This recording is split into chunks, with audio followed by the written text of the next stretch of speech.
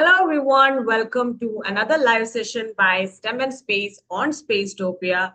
My name is Suparna and with me we have Gurvit sir also here. And today we will be doing something very interesting. Okay, but before going to that, some of you already know and are part of our Spacetopia community. For those who are not, Spacetopia is actually a space-themed learning and engagement platform by STEM and Space. So we designed a lot of workshops, hands-on activities. Then we have a lot of interesting comics, videos, and we also do live session every month.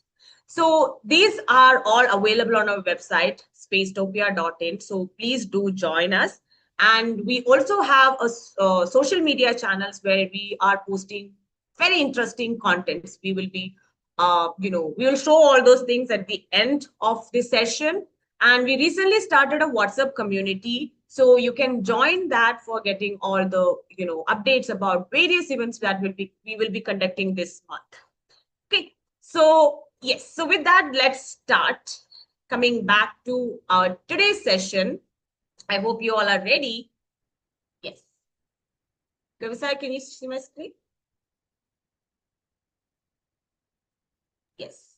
All right. So we are here to actually celebrate World Space Week, which starts on October 4th, which is today, and go on till October 10th.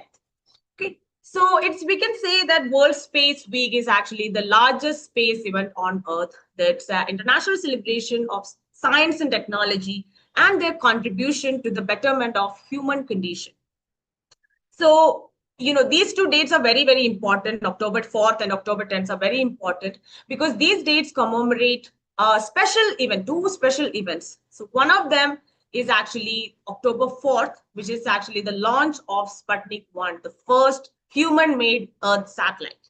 Okay, so we all know that was actually the start of space exploration for the entire human race. Okay, and if you know which country actually sent our Sputnik 1, let me know in the chat. Let me know in the comments. Let's see how many of you know this answer. So who actually launched Sputnik 1?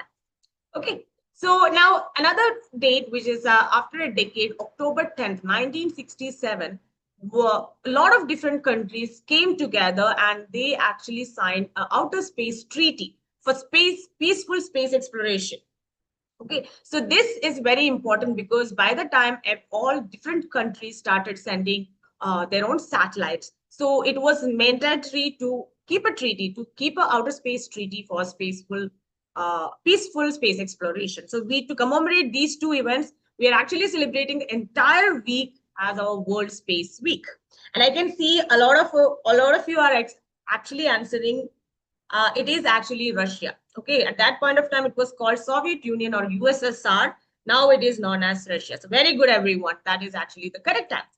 Okay, so now World Space Week, every year they will have some different topics, and this year's topic is living in space, exploring humanity's journey beyond Earth. And STEM and Space, we are conducting a lot of different live sessions for understanding, for exploring, and for spreading awareness about different aspects of living in space. So be ready for that, right? So now we all know that different countries are actually started planning the missions to actually, for this particular, topic, living in space. We all know that SpaceX is targeting our Mars, and we know NASA is targeting Moon. So there are so many missions coming up, and one of the very special mission among them is the Artemis mission. Artemis mission is NASA's aim to return humans to the moon after 60 years. Okay, so first time when NASA sent humans to moon, it was during the Apollo mission, which happened 1961 to 1971. But after that, it took 60 years for us to again return humans to moon. But this time, NASA is not only sending humans to space, humans to the moon, but NASA is actually planning to, to form a sustainable moon base, which will help NASA and other countries for the future space exploration missions. Okay, so this is very important. And Artemis mission already planned for different types of mission, in which Artemis 1 is already gone in November 16, 2022. Okay, this was the first uncrewed flight test for the launch vehicle and the Orion spacecraft, which was a very successful mission. And after that, in 2026, we are actually NASA is actually planning to send humans first crewed mission, but they will not be landing on the moon surface. They will just go around the moon and they will come back. And in mid 2027, Artemis 3 is planned to go. So where actually humans will go and land near the lunar south pole. Okay, so now these are three main important missions which are planning to actually start a sustainable living moon base on moon base. So Artemis 4 is actually planned for late 2028, but that date is not actually confirmed, where they will be making a lunar space station. Okay, so we all know that we have International Space Station for us to do research and stuff. Similarly, NASA is planning to make a lunar space station for learning and for doing research on the moon. Okay, so why I told everything about this Artemis mission is today we are going to learn a comic by NASA, The Adventures of Moonikin, Campos, and Friends. So this is actually a comic series which includes 3 different comics. All right, so this particular comic is about the Artemis 1 mission. So this explains what is Artemis 1 mission and how NASA actually planned for it. Okay, so all these things will be included there. So today we will be reading the comic and I'll be explaining to you all the different points of this particular comic of the Artemis 1 mission. Okay, so let's get started. Now, before starting the comic read, I just want to give you all a disclaimer. This comic was written a long time before the actual mission, Artemis 1 mission. So all the text, all the writings, everything is actually written in future tense. Okay, but you have to understand that this Artemis 1 mission actually it was a successful mission went in 2022. All right, so let's get to the part 1, introducing Commander Moonikin Campos. Let's get started. The skies above central Florida will soon be shaken by a deep rumble and illuminated by a flash of light. In the not too distant future, people from all over will turn their gaze skyward as the world's most powerful rocket, the Space Launch System, blasts off from Earth's surface. And oh my God, with nearly 8.8 pounds of thrust, the rocket carrying the Orion spacecraft hurtles from the launch pad into space. Yes, the Artemis 1 mission has just begun. So I already told you, Artemis 1 mission is actually NASA's aim to return humans to moon after 60 years. Okay, so we are actually using Space Launch System, which is actually the most powerful rocket NASA is having. And they will contain a Orion spacecraft inside that rocket, and we are going to launch it. Okay, it's already done. So it's written in future tense, but it's already done. All right. With the help of international and commercial partners, Artemis 1 will demonstrate our capability to extend human existence farther into space than ever before. But there is a small twist. No humans will be aboard the Orion spacecraft for this mission. Instead, there will be passengers of a different kind. So I already told you Artemis 1 mission is an uncrewed mission. Then why there are passengers inside it? And you can see here an astronaut is peeping outside. So who is this? His name, Commander Moonikin Campos. And he's no human. He's a manikin, a replica human body designed to capture what humans will experience during the trip to the moon. So that passenger was none other than our Commander Moonikin Campos, but he was not a human, he was a mannequin. And this is not the first time we are using mannequins for doing tests. So during the you know that movies, they use it all the time for stunt scenes, they use mannequins. So, but this is the first time NASA actually used a mannequin for a space exploration. And he may be a hero, but he's not wearing a cap. He's not wearing tights and a cape. Instead, he's suited up in an Orion crew survival system suit. The space suit astronauts will wear during the launch entry, other dynamic phases of the future Artemis mission. Okay, so he's not wearing cape and tights like our Superman. But he is a hero. Okay, he's wearing a Orion crew survival system suit, and that is actually going to help, help humans when they are actually going to the moon. And what is he going to do inside the, this mission? He'll be strapped into the commander seat inside the Orion, collecting data on his journey to the moon and back. The information he collects serves a valuable purpose to help scientists and engineers understand how to best protect human astronauts for the future missions from the perils of space. Yes, this is very important because you know that space flight is not a very easy task. So sending humans for the first time will be, it will be dangerous. So we are actually testing it. I mean, NASA is actually testing it out, that if what are the different conditions they will have to experience during a space flight, so that when we are sending humans to space, it will be helpful. All those data will be helpful for us. And this Campos was named after NASA's engineer Arturo Campos. In the early days of agency, Campos made some major contributions to the Apollo program, NASA's first human lunar landing program. So you all know about Apollo mission, so Apollo missions are actually a series of missions. And we all know that Apollo 11 is the mission which took humans to the moon. Okay. And our Arturo Campos was actually a substation engineer for the Apollo 13 mission. And I don't know if you all know that, but during Apollo 13 mission, a disaster happened.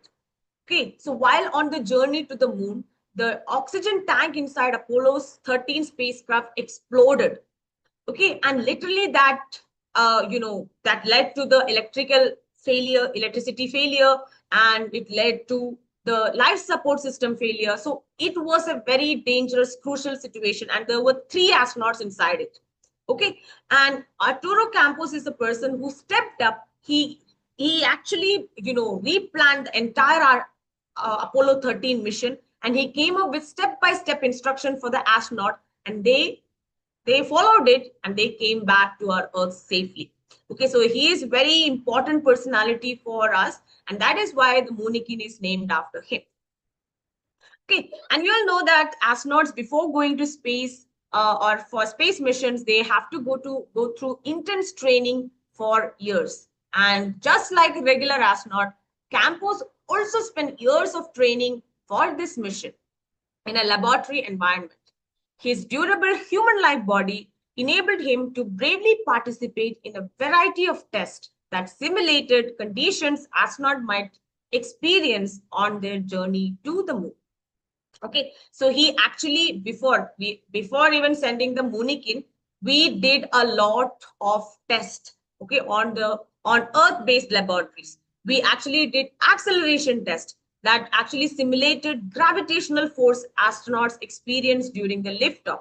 So during the liftoff, what will happen is because we are going against the gravity, there will be effect, and this rocket is going with a very high speed. So all these combined will have an effect on astronauts. So to test that out, how it is actually affecting them and how to protect humans from it, we actually did that test on the Earth. Okay, and NASA did also vibration tests to recreate extreme parts of the flight, which is the launching and landing, which are the extreme parts of a flight. So to test how much vibration will happen during that time, NASA did some tests. Last but not least, water impact tests to replicate the splashdown at the sea. So, you all know that when space missions come back, we don't land on the, the Earth surface, right? We always try to land it on the sea. So we also tried that also out to see how much that is going to affect the Moonikin, and that actually led to the, so many discoveries. So what are all the results of this testing? One, very safe cabin.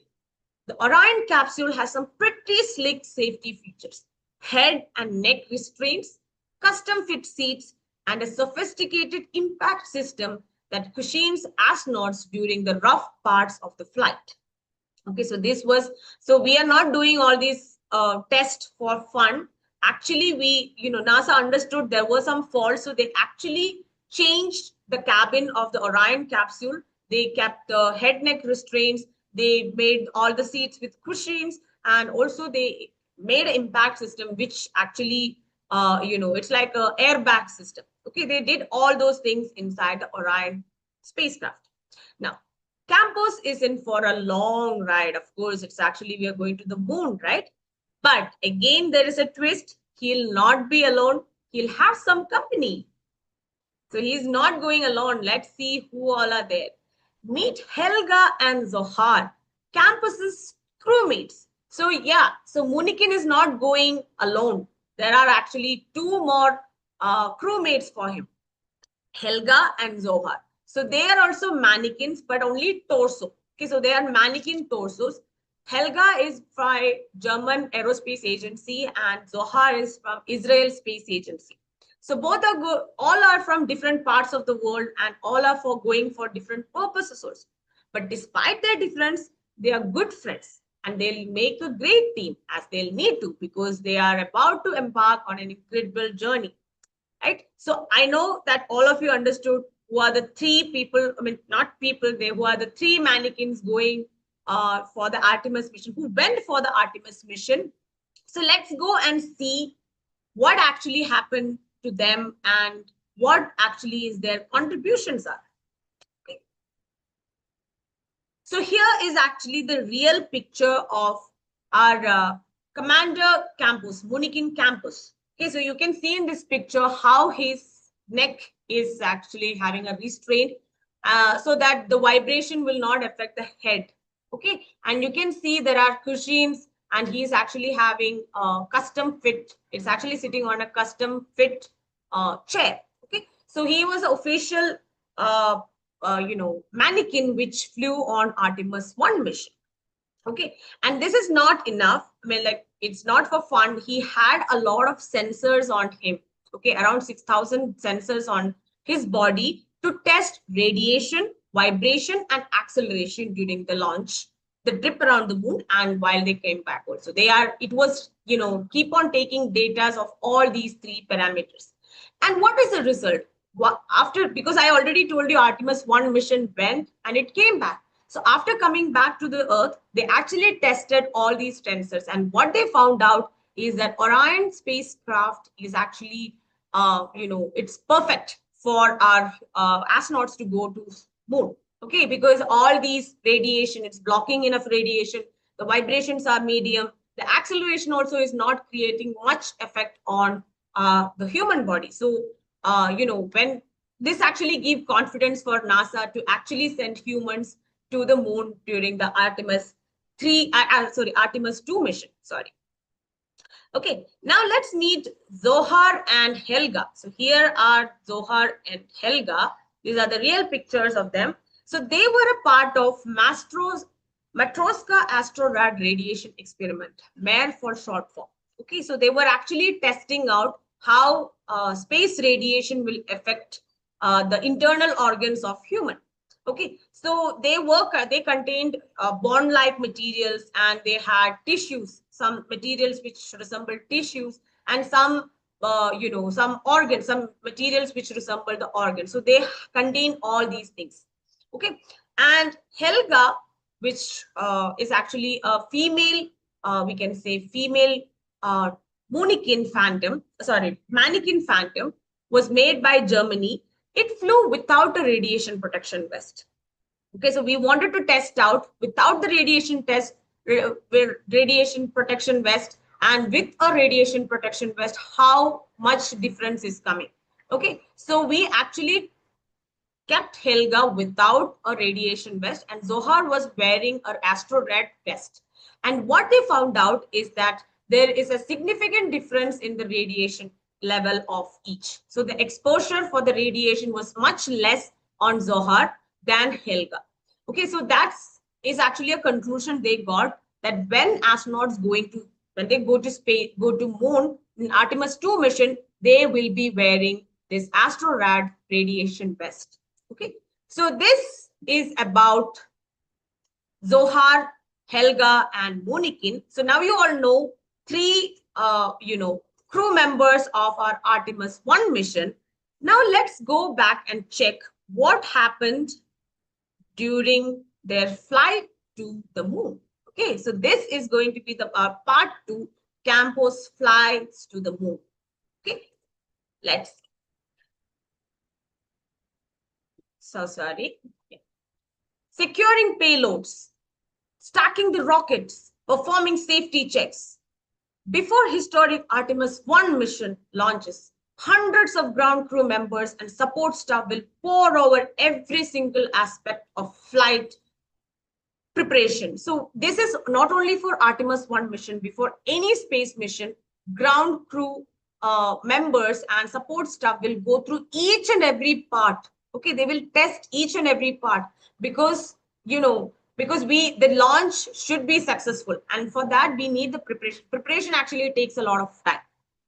The care and caution needed to plan this mission are essential to ensure that Space Launch System rocket and the attached Orion spacecraft can safely break free from Earth's orbit with its trio of rather distinct passengers.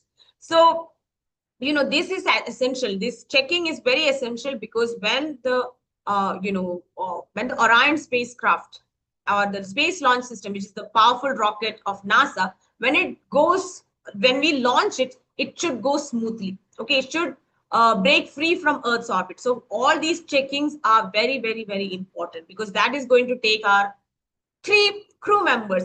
I hope you all remember the crew members of our Artemis 1 mission. If you know, let me know in the comments who all are those 3 crew members. Okay, just now I told their name. Let me see how many of you remember the names of those crew members. Okay, so when the launch day arrives, Commander Moonikin Campos will be ready. Okay, and that happened already on November 16, 2022. Okay, so let's launch our spacecraft. 3, 2, 1, and lift off. The skies over Central Florida rumble as Campos, along with phantom friends Zohar and Helga, break through Earth's atmosphere and enter space. They pass through the Van Allen radiation belts, potentially harmful for humans, but no match for a Moonikin. So I don't know if you all know that when all these space missions, they have to go through a belt called Van Allen radiation belt. It's actually a donut-shaped region in our Earth's magnetosphere. Okay, so it contains a lot of energetic charged particles. All those are trapped in this region because of Earth's magnetic field. Okay, so in this region, the radiation is very harmful and it is very harmful for humans. But our Moonikin and his crew members are ready because they are wearing their AstroRad radiation belt and they are ready to actually collect data of the radiation. So just as planned, Zohar is wearing an experimental vest that might someday protect future astronauts from radiation. Okay, so going through this belt is actually a very critical thing because they have to actually go through a lot of radiation. But the next part of their journey is called the coast phase. Okay, it's actually the quiet portion of their flight. This is where the marvelous Moonikin and fantastic phantoms keep busy capturing flight data, measuring radiation levels, and doing whatever else helps them pass the time, like playing games or reading NASA's first woman graphic novel or eating delicious snacks. So let me just tell you, our comic is an interactive comic. So you can click on these buttons and you will be able to able to go and play this game. So, or if you want to read the first woman graphic novel, you can click here. It's also available on our Spacetopia channel. It's a very interesting comic. Please do read that. Okay, just adding with it. Okay, as the spacecraft approaches to the moon, the atmosphere inside Orion is filled with wonder and excitement. Our heroes' hard work has finally paid off. Their vantage point inside Orion offers unbeatable views of lunar surface. At its closest, the spacecraft is only about 62 kilometers. 62 miles, which is around 100 kilometers from the moon itself. So the closest point in which the Moonikin and the Orion spacecraft will go is actually the 100 kilometers above the moon surface. So it's actually, we can say it is the same height in which our Chandrayaan-3 orbiter is going, and it will get they will get a very good view of our moon surface, right? And at the farthest, Orion flies 40,000 miles, which is nearly 64 kilometers beyond the moon, farther than any spacecraft qualified to carry humans has ever ventured. So after these three heroes finish celebrating their success and enjoying the views, quiet pervades the Orion capsule. Now they begin to contemplate their next challenge, the journey back to Earth. So they smoothly went near the moon and they saw a very good view of our moon. They actually, with their sensors, they took data of radiation, acceleration, vibration, and everything, and they are now coming back to Earth. So if you want to know what happened during the splashdown or the journey coming back to Earth, you can read the part 3 of this comic, and it's available on Spacetopia. Please do go and read. Okay, so with that, we have a lot of other comics in our website. So there are so many interesting comics like Kalpana Chawla or a lot of different comics. You can just go and explore, and Garvit sir will be explaining to you also. And with that, I'll just call upon Garvit sir to explain it to you. There are so many other interesting live sessions going on this month because as a part of World Space Week celebration. So Garvit sir will be explaining to you what are those different live sessions. Sir, over to you.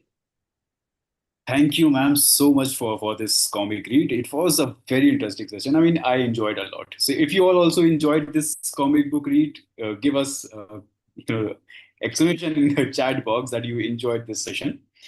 Okay, so now let's talk about that. Is this all? Is this everything we are doing for the World Space Week? Well, absolutely not. Let me show you what all things we have planned for this whole week. So if you go to our website, spacetopia.in, we'll share the link also in the chat box and log in. Here you will see that there are 3 more upcoming lives. So on 6th, we have a debate competition on the topic, is space habitation justified? Then on 8th, we have an escape room, a virtual escape room. That will be a lot of fun. And then on 10th, we have another session which will tell us about the role of ice in space settlement. Ever thought about it? How ice can be used for making a space habitat or settlement? Well, we will be discussing about that on 10th of this month. And if there is anyone who is very much interested in how they want to test their knowledge about this whole astronomy and space aspect, then they can also register for an Olympiad. So we have an Olympiad going on, which is called as nationalastronomy.org. So you can go to this website also. This website will also be shared in the chat box. And you can register here for this Olympiad. I was seeing on the chat box that many people have already registered also. And there are many people who are again going for this Olympiad. Very good.